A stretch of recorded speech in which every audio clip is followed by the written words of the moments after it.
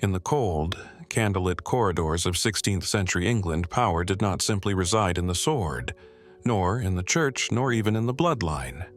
It lived in the gaze. What was seen was believed, and what was believed became truth.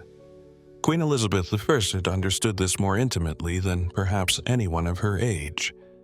Born into a country torn by religious schisms and dynastic anxieties, she emerged as the last Tudor monarch not through brute force or military conquest alone, but through the mastery of perception.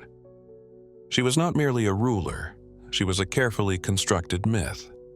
Every gesture, every garment, every absence of a bath or presence of white powder was a calculated stroke in the creation of an unassailable image. She ruled not just with policy, but with illusion. When Elizabeth ascended the throne in 1558, England was teetering. Her predecessor, Mary Eyes, her half-sister, had left the realm divided and fearful, stained by the fires of religious persecution. Catholic versus Protestant, male versus female, order versus chaos. The very notion of a woman ruling independently, without a husband or male regent, was radical, unnatural to many. Elizabeth had inherited more than a crown. She had inherited suspicion, doubt, and a kingdom on the verge of unraveling. And so she set to work, not just governing, but becoming something no one could question.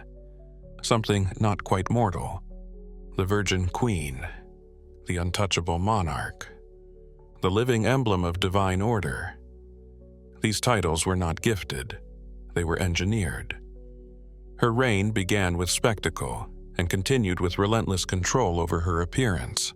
Her body was not her own, it was the body politic. It had to remain untouched, perfect, incorruptible. There was no room for blemish, fatigue, or age. Cleanliness, in this world, was not about sanitation, it was about symbolism. To be clean was to be composed. Composed was to be divine, and divinity excused her from the expectations laid upon every other woman. In an era when most English households reeked of chamber pots and soot, Elizabeth's court became a theater of illusion. Perfumed gloves, silken gowns, powdered wigs, none of it for comfort, all of it for message. The Queen did not sweat. She did not age. She did not reek like the rest of England. While peasants washed in rivers and noblemen rarely changed their linen, Elizabeth existed in a realm of scented oils and ceremonial dabbing. Her hygiene routine, if it could be called that, was more ritual than remedy. Baths were rare. Avoided not due to sloth but due to risk. Water was thought to weaken the body, open pores to infection, or worse, strip away the white lead paint that masked her aging skin. Cleanliness, then, was not a physical state. It was a visual promise, and this promise needed constant reinforcement. The Queen's appearance was governed like military strategy. Mirrors were often banned. Natural light avoided. Paintings of Elizabeth followed strict guidelines, referred to as face patterns, that masked her real age and preserved her youthful iconography. Even as her body withered, her teeth blackened, her hair thinned, her skin blistered, her portraits told a different story. The story of eternal imperial grace. It was propaganda, executed with brushes and powder. This obsession extended to her court. No detail of appearance was too small to manage. Her ladies-in-waiting imitated her style down to the blackened teeth and powdered faces.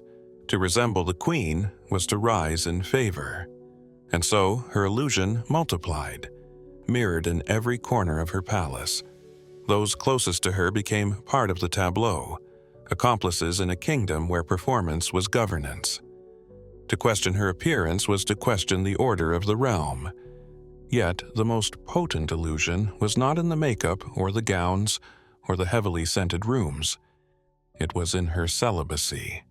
The Virgin Queen was a concept so effective it rewrote her womanhood into something divine.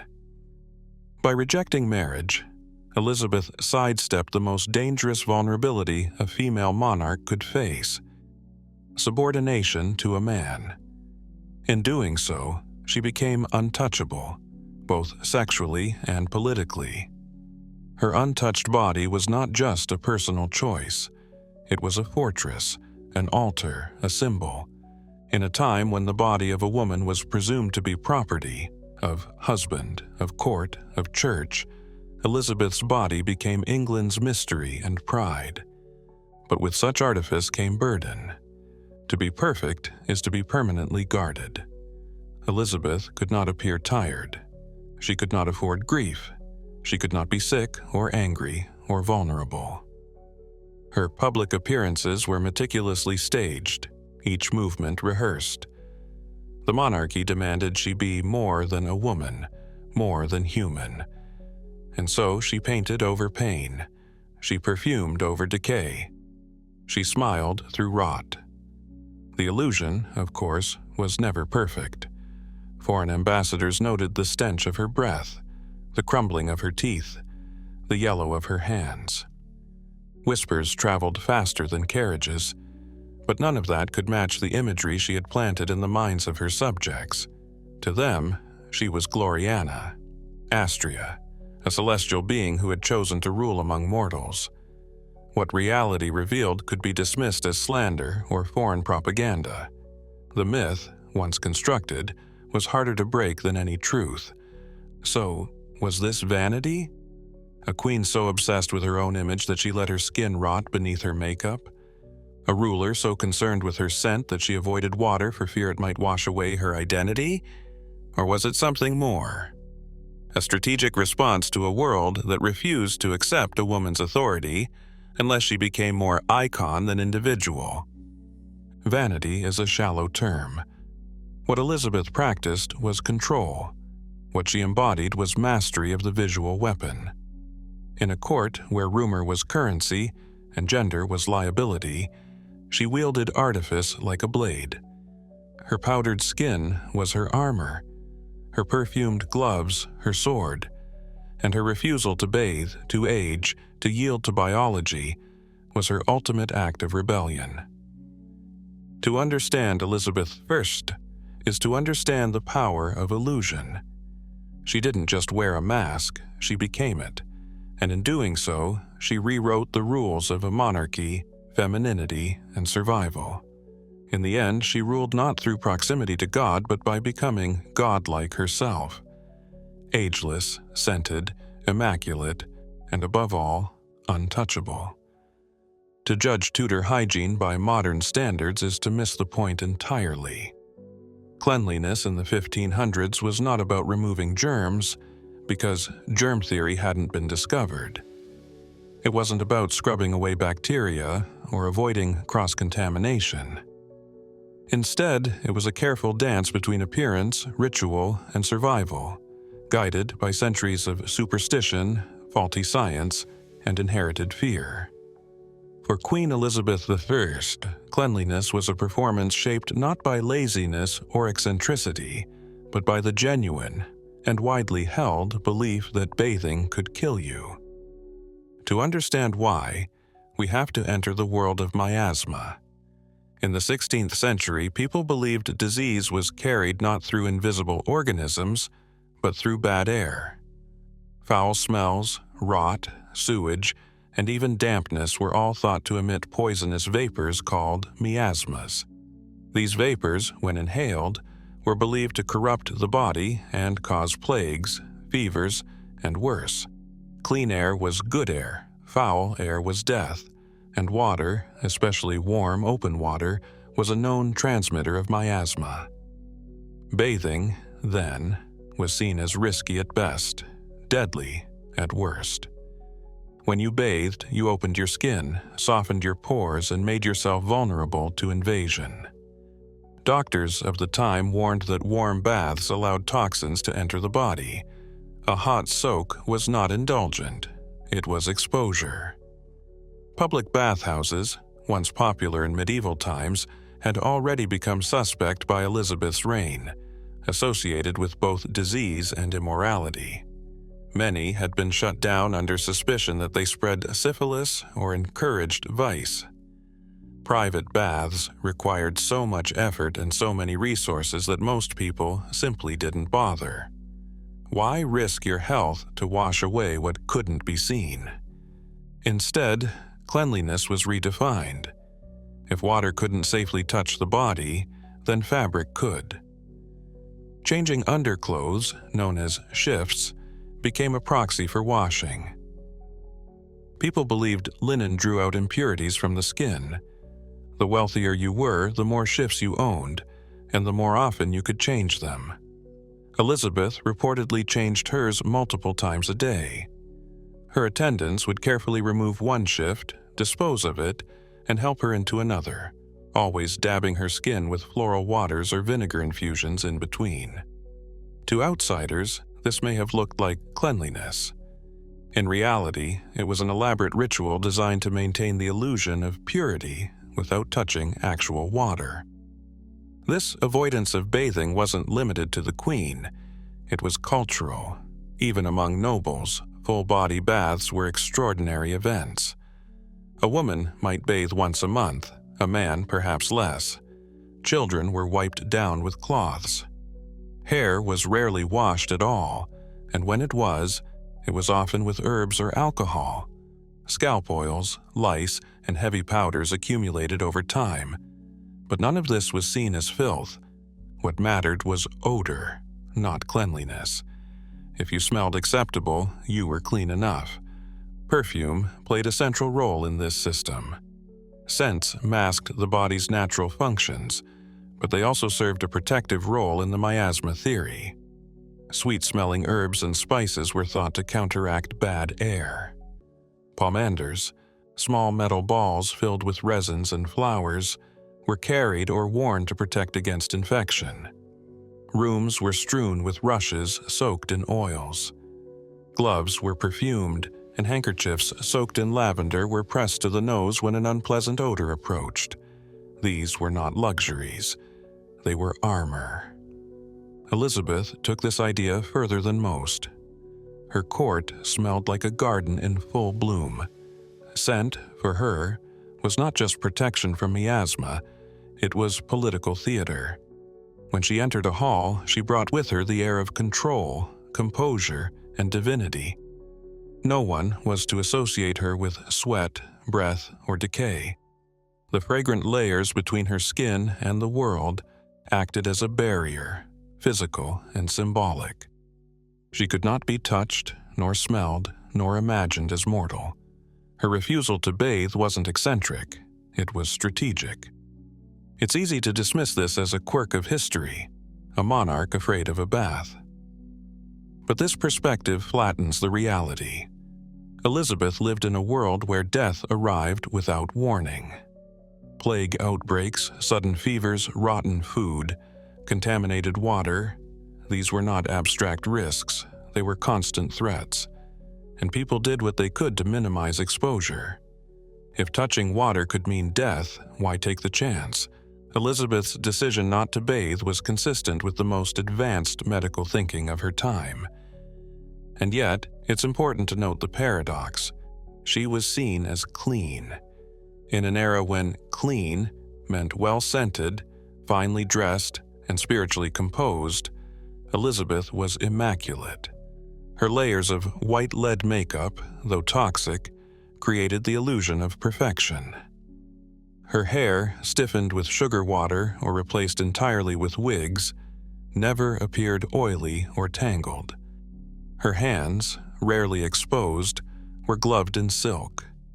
Her gowns were pristine. She carried herself like someone untouched by the earth, and in doing so, redefined what it meant to be hygienic. There was another layer to this, too. Cleanliness was about class.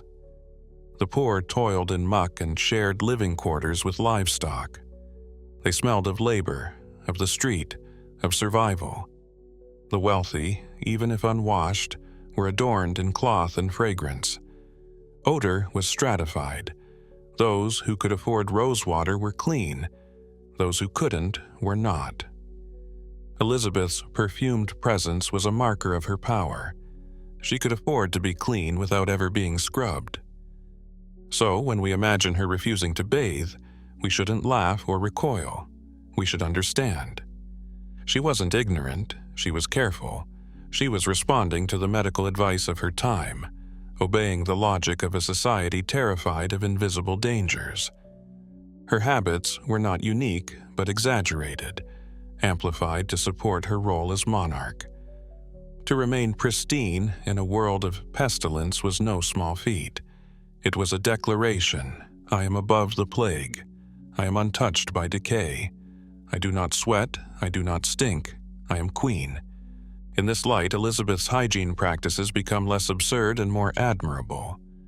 They reflect a lifelong discipline, an unbroken commitment to image as survival.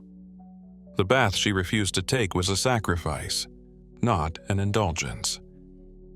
It was a way of reinforcing her divine status, of avoiding the human vulnerabilities that toppled lesser rulers.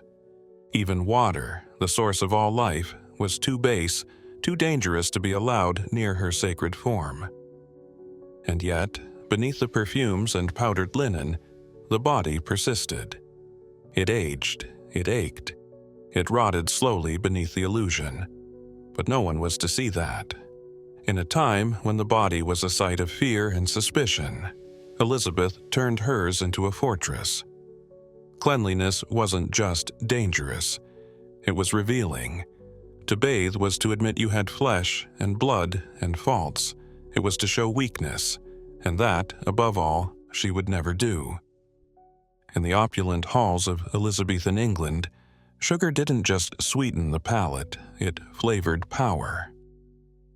It sat atop golden platters, crystallized into violets, layered into marzipan sculptures, and melted into syrups that crowned royal feasts. Sugar was more than food. It was performance, indulgence, and a shimmering display of conquest. For Queen Elizabeth I, it was an obsession, an edible emblem of dominion. It flowed into her body with every dessert and left behind a trail of rot that the court, in a final twist of madness and loyalty, came to revere. By the late 1500s, England was beginning to carve out its place in a global trade network. Sugar, once a rare exotic imported from the Middle East and Mediterranean, had started arriving through trade routes opened by conquest and colonial ambition. It was expensive, rare, and symbolic. To possess sugar was to demonstrate reach, economic, geographic, imperial.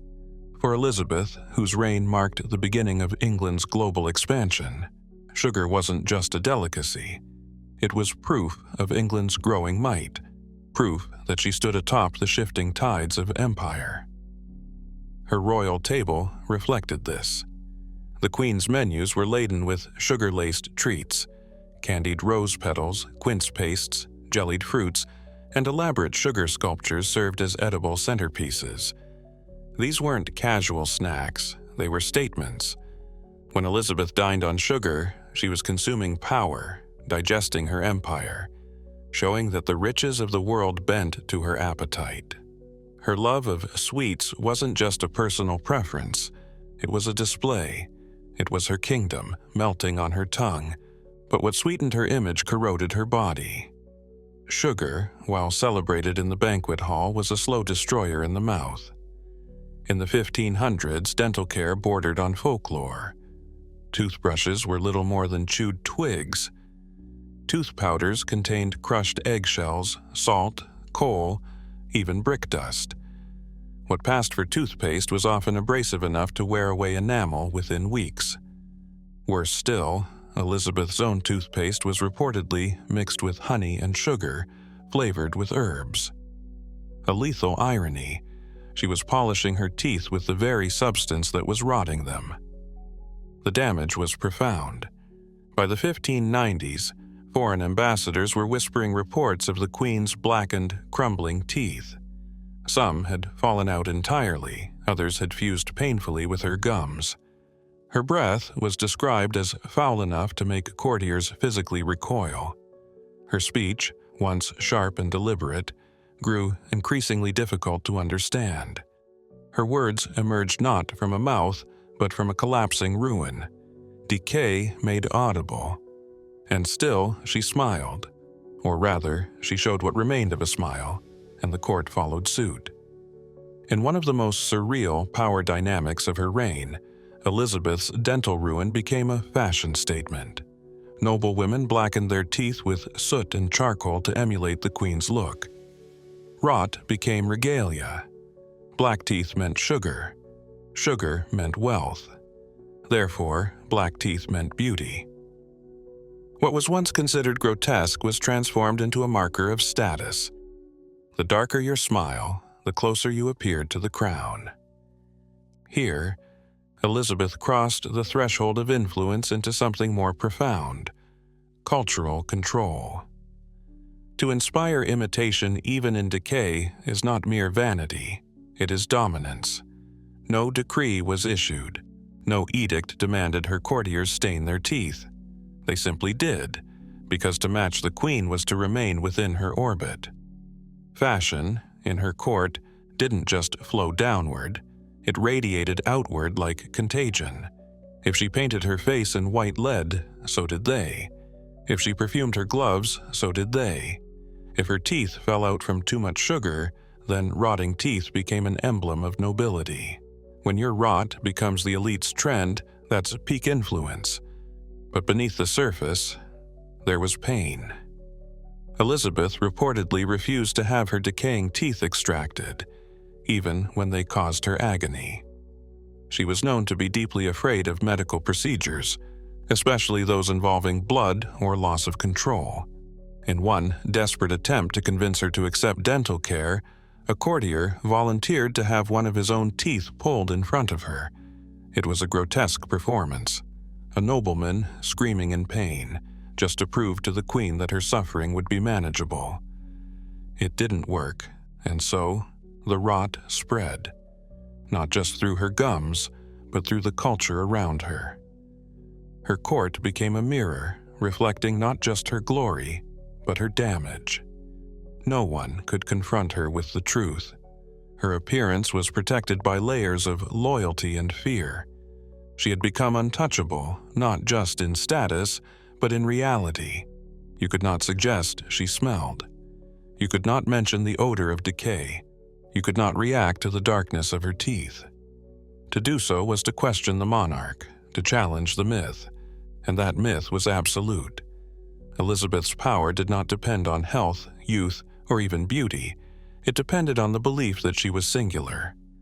Whatever her condition, she was still the queen, still the face of England. If her mouth was filled with rot, then rot became royal. If her breath could curdle wine, then the court learned to hold their breath. What mattered was the preservation of the image, the illusion, the performance.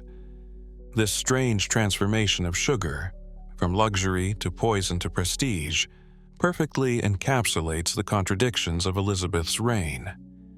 She ruled with elegance and violence. She cultivated purity while embodying decay. She demanded divine treatment while hiding a deeply human body, and nowhere was that more evident than in her smile, or what remained of it.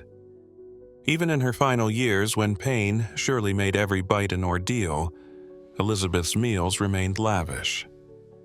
The sugar didn't stop. The desserts kept coming. Her court still celebrated each confection like a sacrament. No one dared suggest alternatives. The queen's tastes were not to be questioned. Not in food, not in fashion, not in anything. Her body had become a temple, and inside, sugar was both the offering and the curse. What does it mean to be so powerful that even your ailments become aspirational? What kind of world is built when imitation replaces common sense?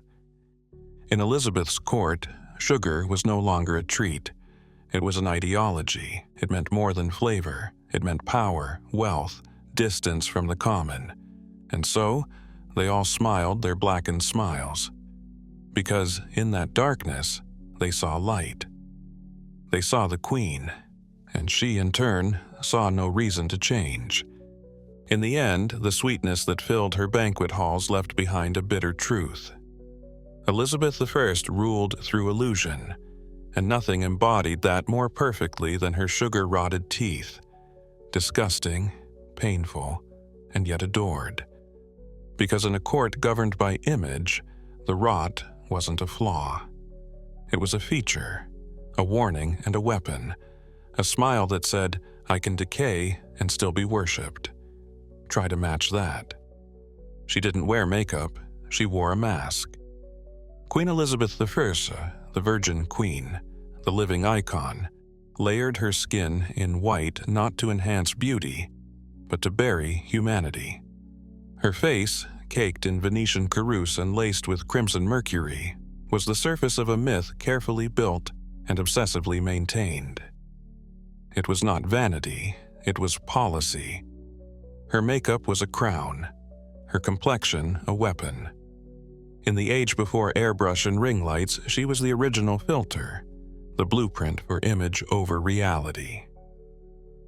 Venetian ceruse was the queen's favorite tool in her arsenal of self-invention.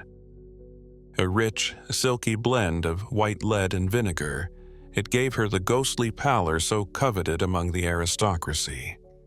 Pale skin meant you did not labor. Pale skin meant you were untouched by the filth of the fields, protected from sun, safely enclosed in palaces. In Elizabeth's court, it meant more than that. It meant proximity to divinity. Her whiteness was not just social status, it was spiritual status. She was England's mother, virgin, and saint. And saints do not blemish. Saints do not bruise. Saints do not age. But the cost of this illusion was severe.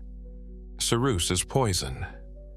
With repeated application, it seeps into the pores, corrodes the skin beneath, causes open sores, inflamed rashes, and irreparable scarring. The more Elizabeth used it, the more she needed it. Her real skin, wrinkling, rotting, wounded, was never to be seen again.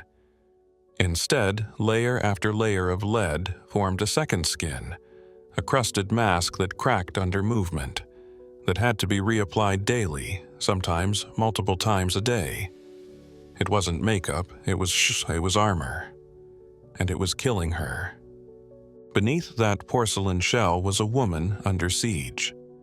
Her body, assaulted by sugar, stress, and years of political warfare, began to betray her. But the queen did not yield. To yield was to appear weak. To appear weak was to invite chaos, and so she painted.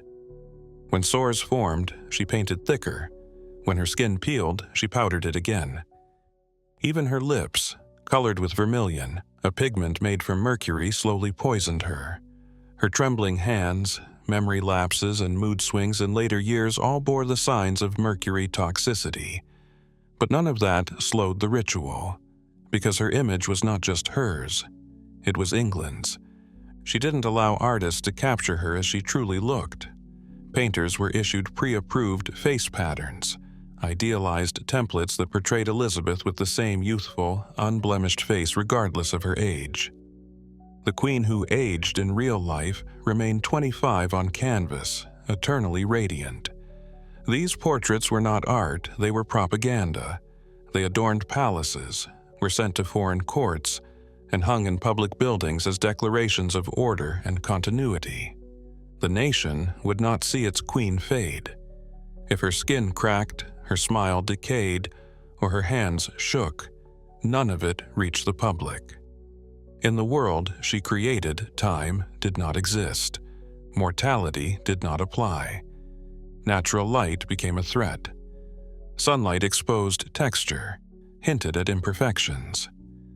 Elizabeth surrounded herself with candlelight and shadow. Mirrors were banned from her private chambers. Not even she was allowed to see the truth. Servants powdered her shoulders in dim light. Makeup was applied gently, strategically, always under a veil of artifice. She was not a person in those final decades. She was a painting come to life, a still image, a ceremonial ghost. Anyone who caught a glimpse of what lay beneath risked their place in court. and perhaps more. What was she hiding? Not just age, not just pain.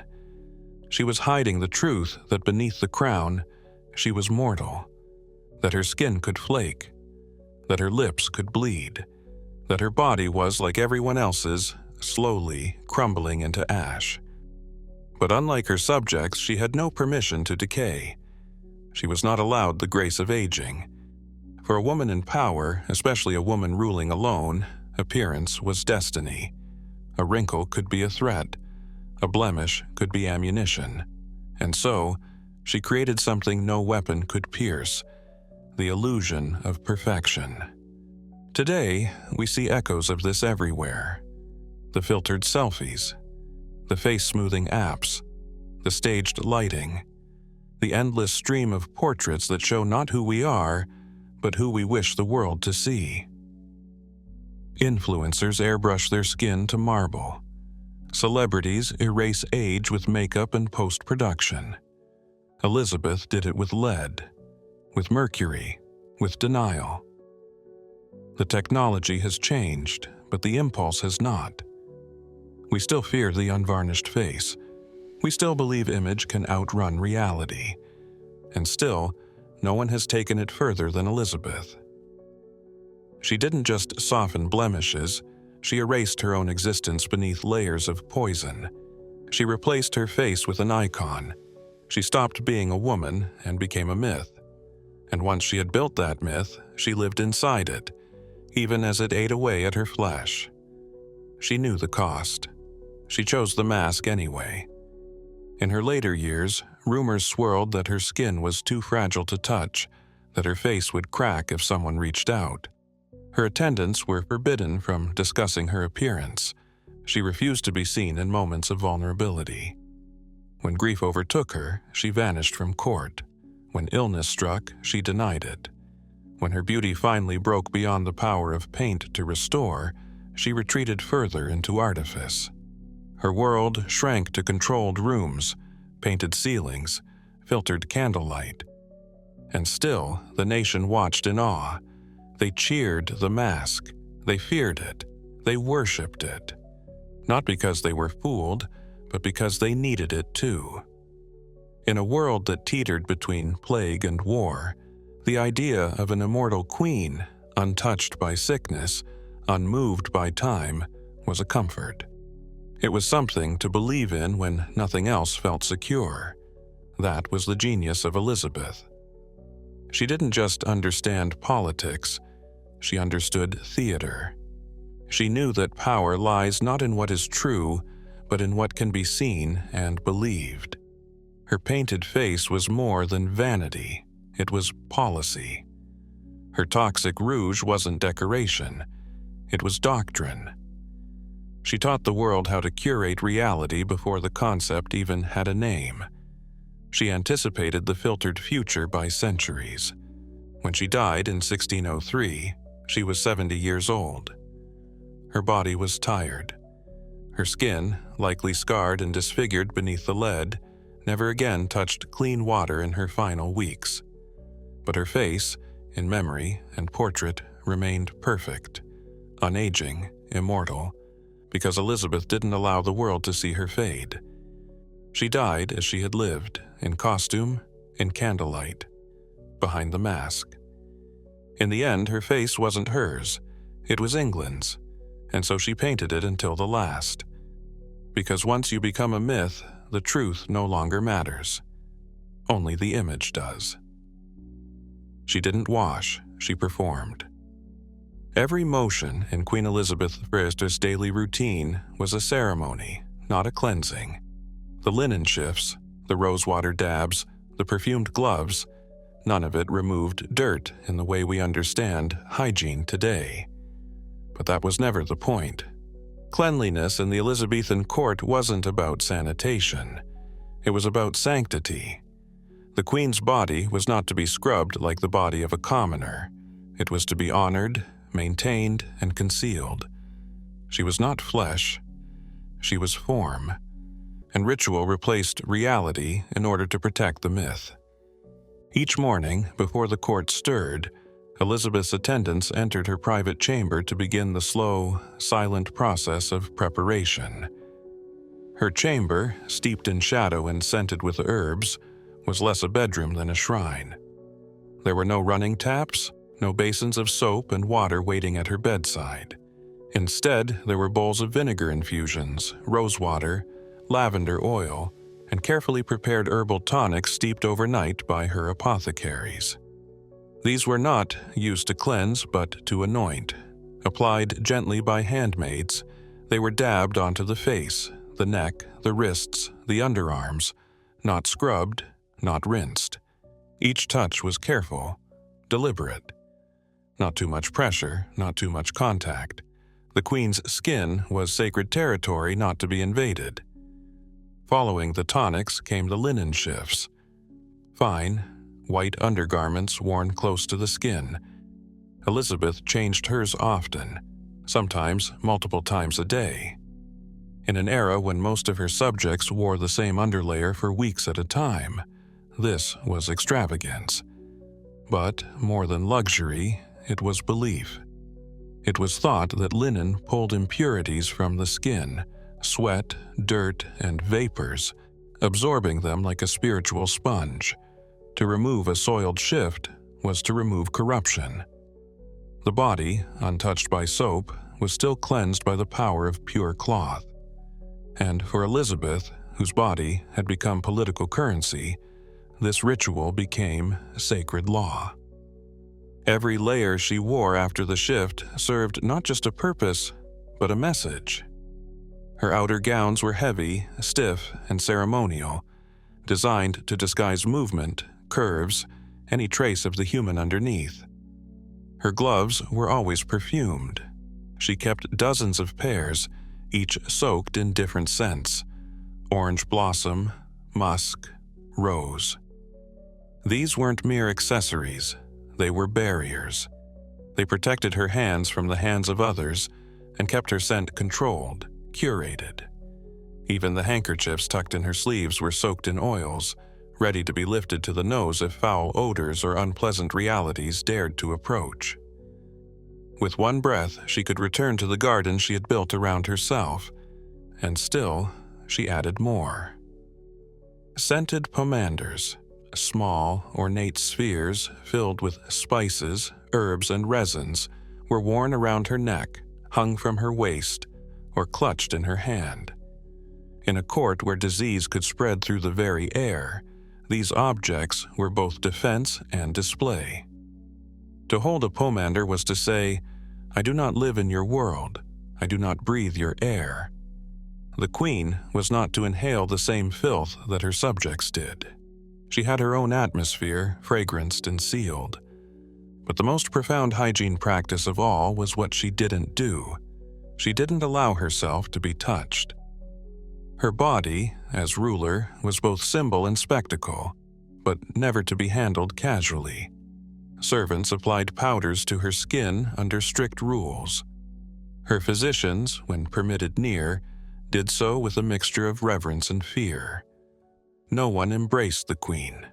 No one brushed a strand of her hair from her face.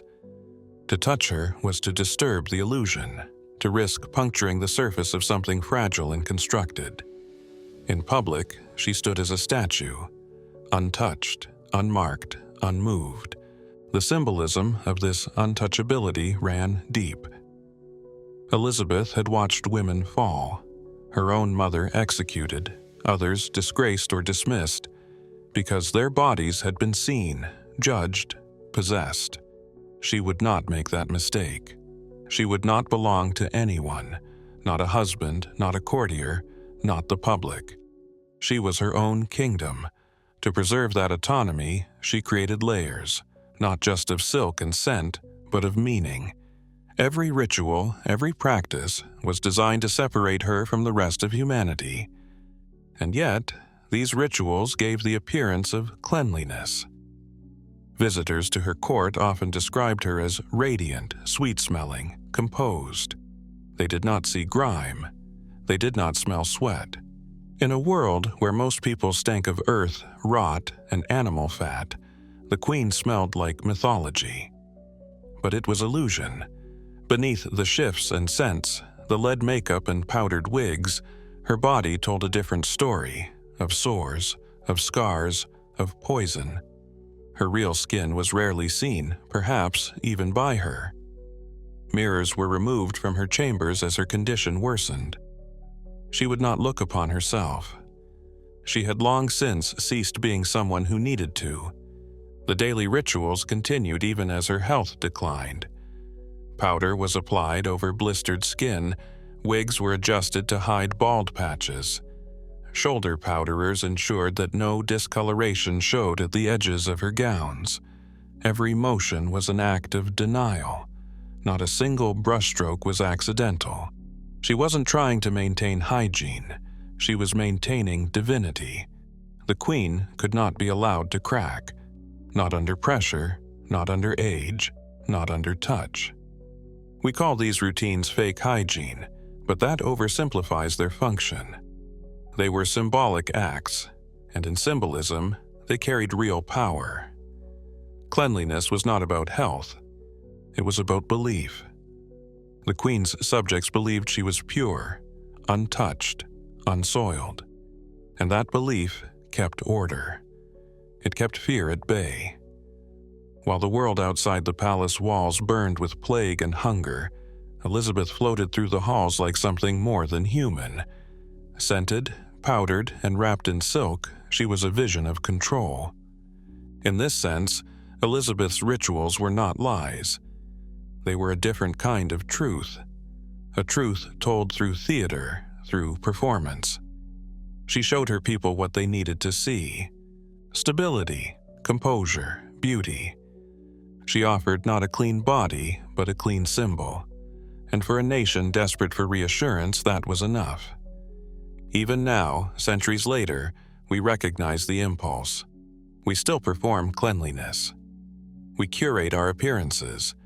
We layer scents and filter images, creating versions of ourselves to present to the world.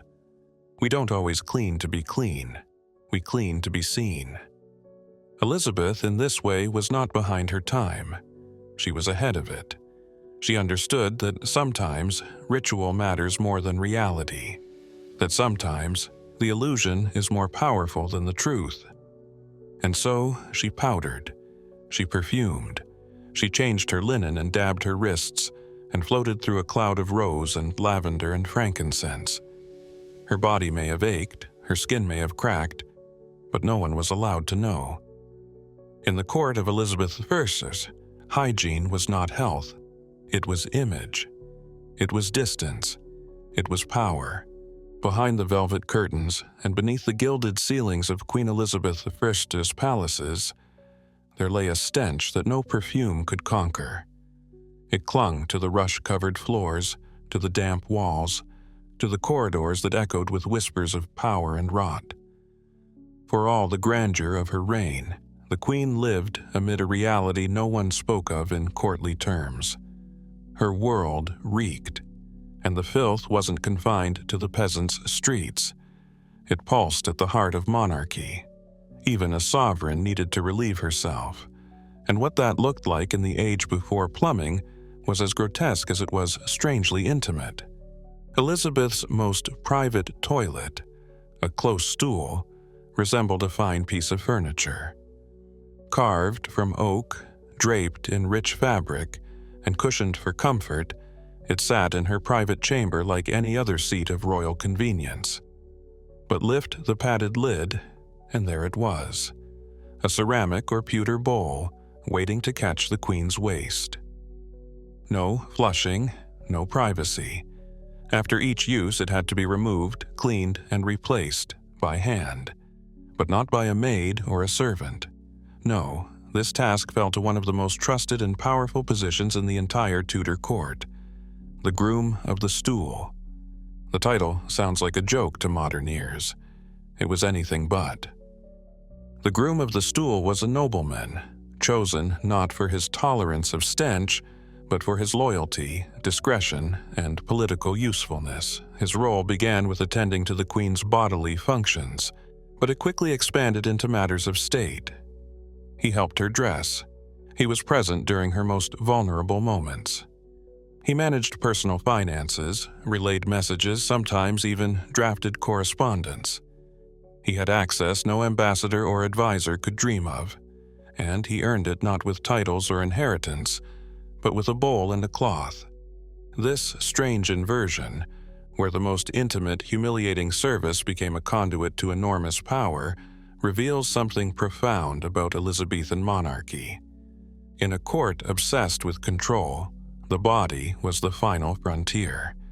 To manage it, to witness it, to clean it, was to participate in the myth of the queen herself. The groom of the stool wasn't degraded by his duties. He was elevated by them. The closer you came to Elizabeth's reality, the more potent your place in her fiction. And yet, despite the ceremony and discretion around the royal stool, the broader truth was inescapable. The palaces stank. There were no sewage systems, no drains worth speaking of. Waste from hundreds of residents, courtiers, guests, servants, was collected in chamber pots or directly deposited into cesspits dug beneath floors or behind walls. These pits, once full, had to be emptied by gong farmers, or night soil men, laborers who worked by torchlight hauling buckets of excrement through narrow passages and into open ditches outside palace walls. It was dangerous, filthy, and largely invisible work, but essential. Without it, the court would drown in its own excess. The stink was constant. Perfumed rushes were laid across floors to absorb both sound and odor, but they were rarely changed. Debris, food scraps, hair, sweat, insects, collected beneath them. Herbs like rosemary and lavender were burned in fireplaces and braziers to mask the stench, but they could only do so much. The longer the court remained in one place, the worse the smell became. This is one reason Elizabeth moved frequently between residences, not just for politics or show, but because the buildings became, quite literally, unbearable. And this filth was not hidden. Visitors from foreign courts recorded their surprise and disgust. The glamour of Elizabeth's court, so immaculate in dress and ritual, was pierced the moment one caught a whiff of what lay beneath. It was a kingdom built on ceremony, yes, but also on rot. The contradiction was sharp.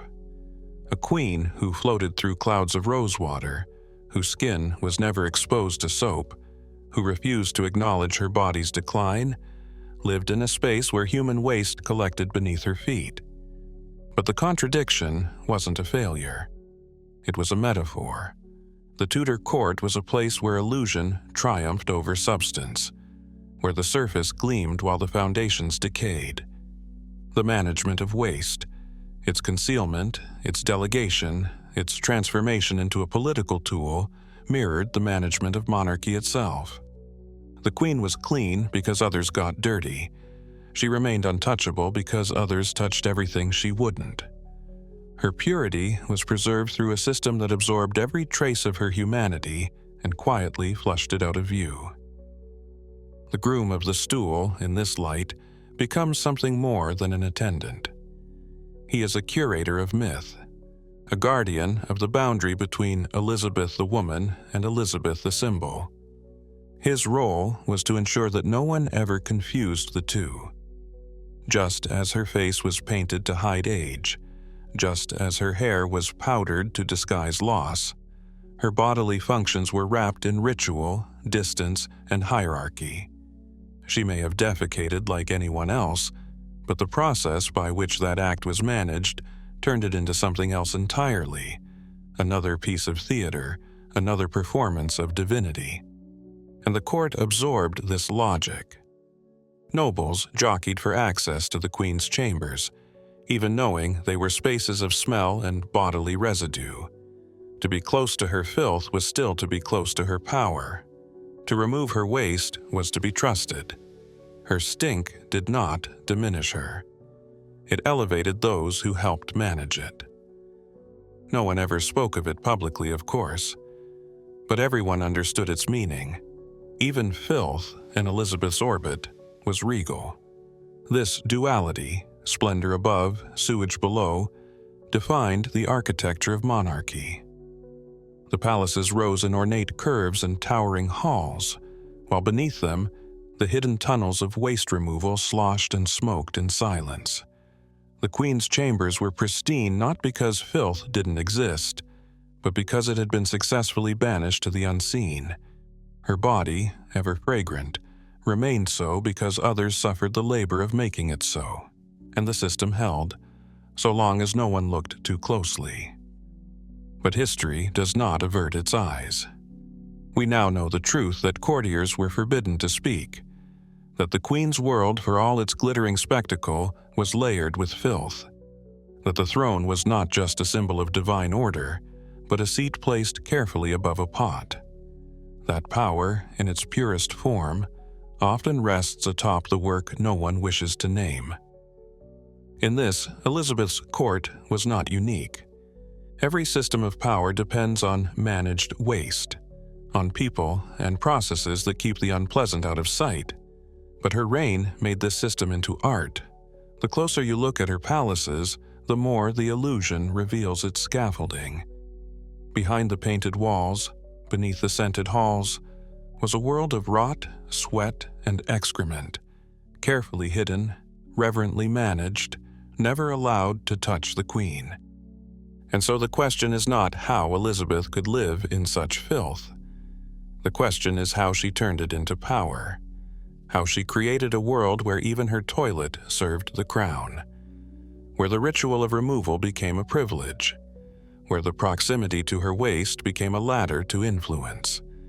In her reign, nothing was too base to be reimagined as part of the spectacle.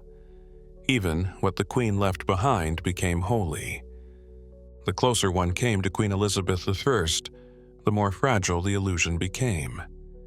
From a distance, she was ageless, flawless skin, glowing under candlelight. Auburn curls crowned in pearls, her presence commanding and composed. But step too close, and the spell began to break. Underneath the powdered wigs and layers of toxic paint, her body was unraveling.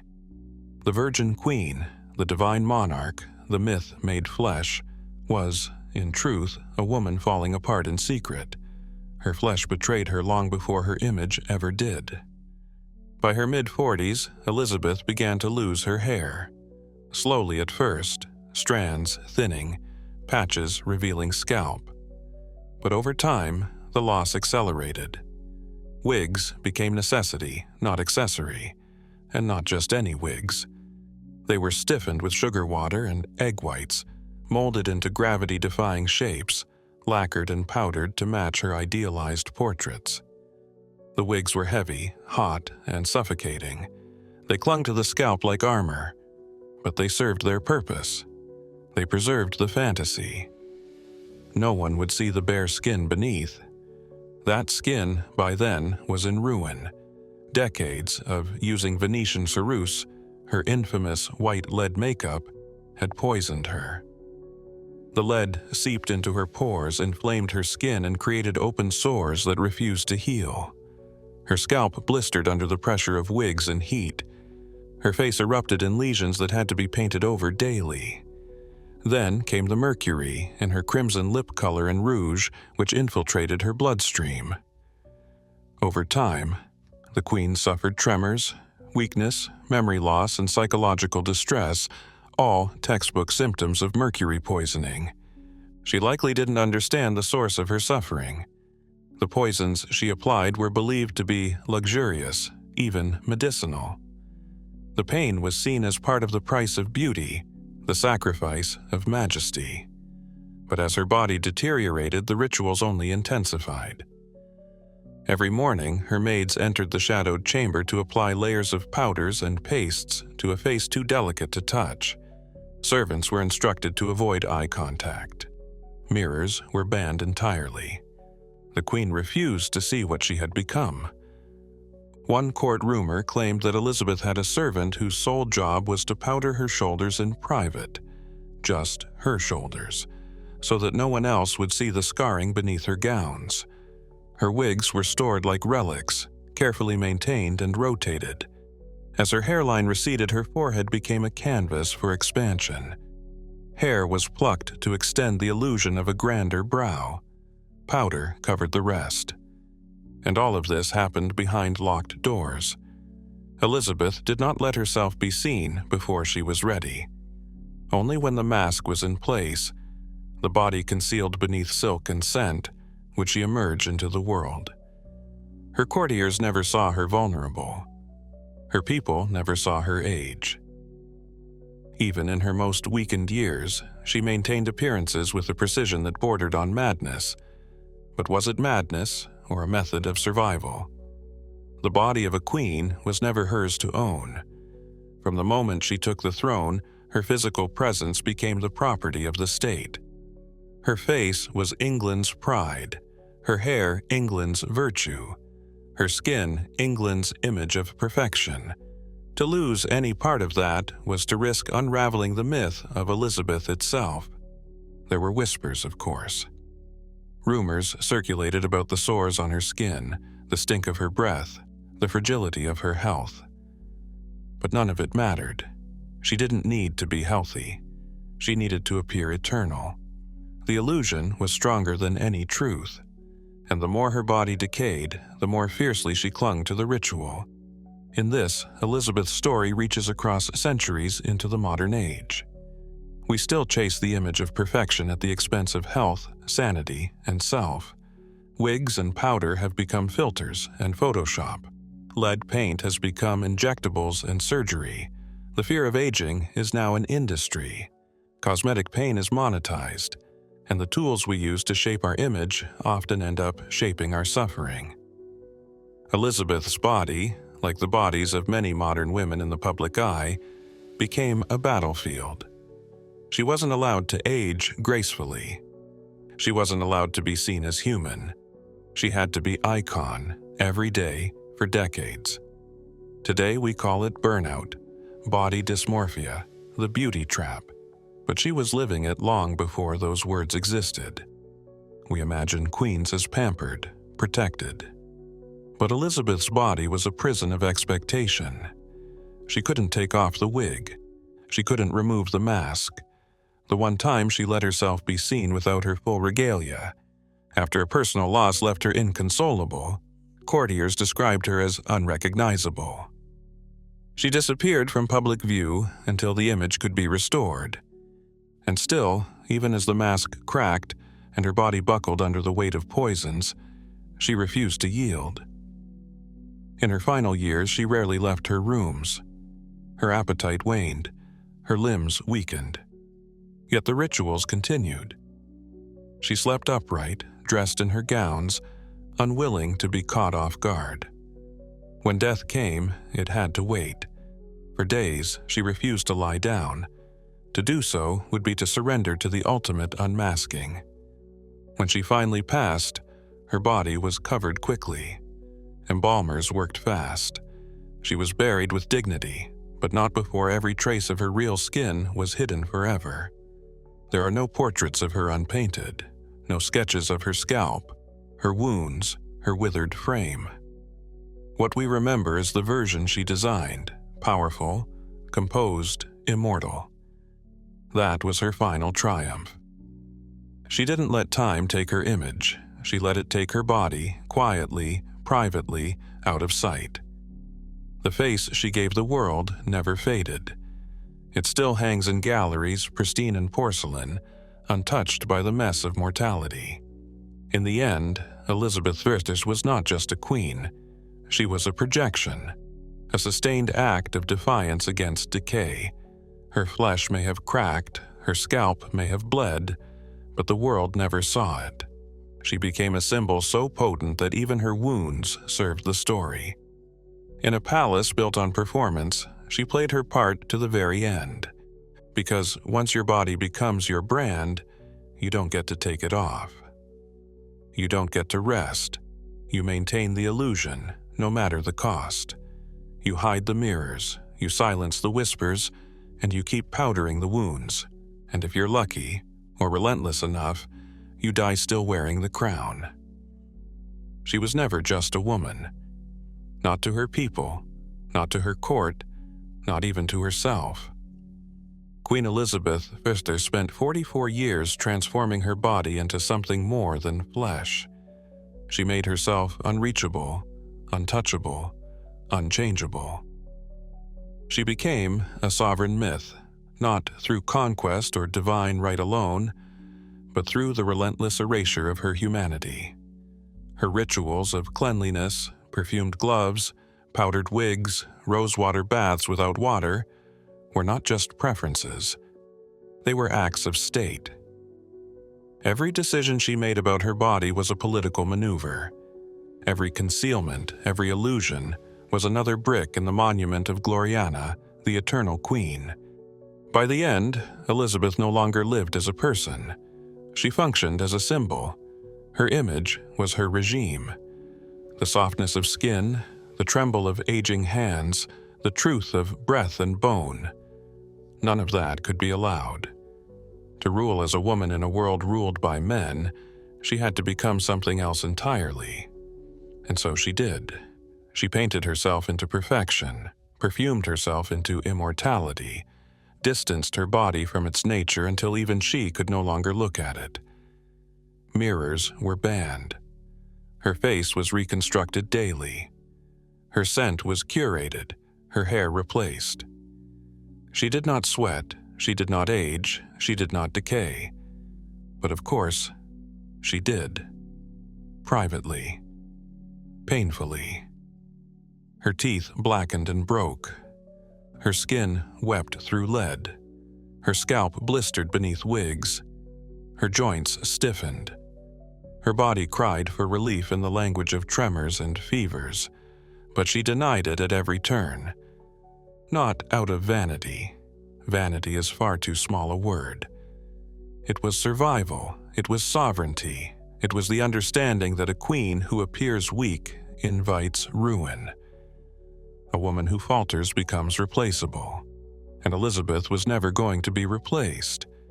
Her body was no longer a home.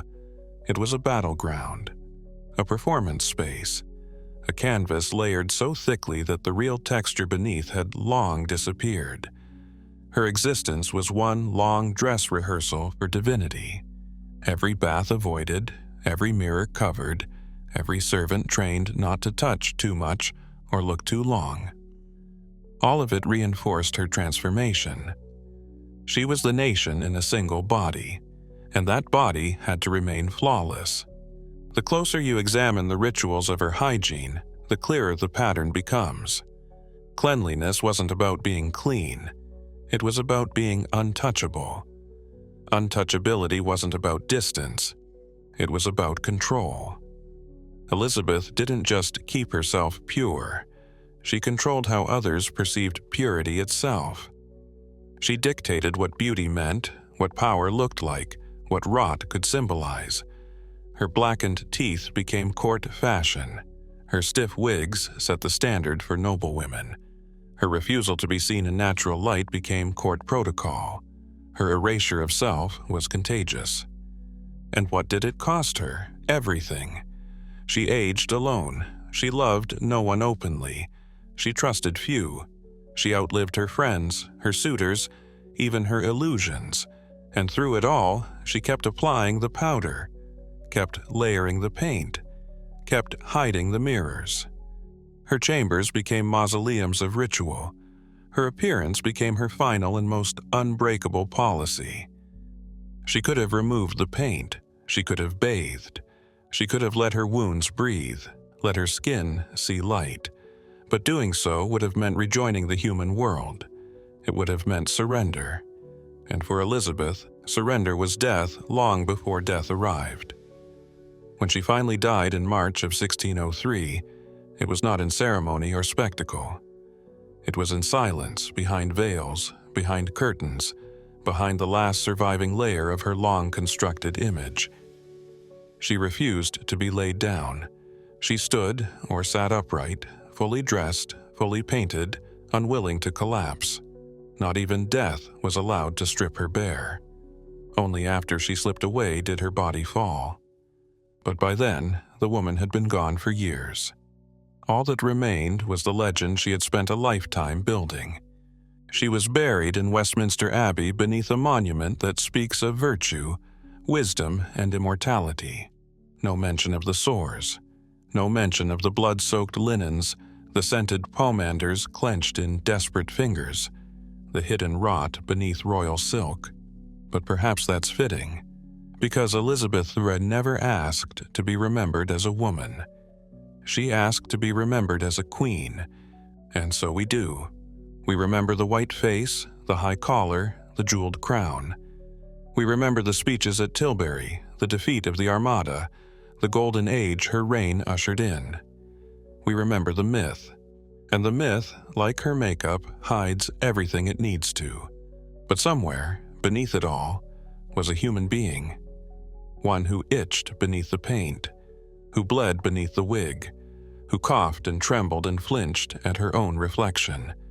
A woman who sacrificed the simple acts of living, bathing, aging, touching, trusting, to keep power in a world not built to let her hold it. She ruled England with brilliance, with steel, with unmatched theatrical mastery, and she died the cleanest dirty legend history ever made.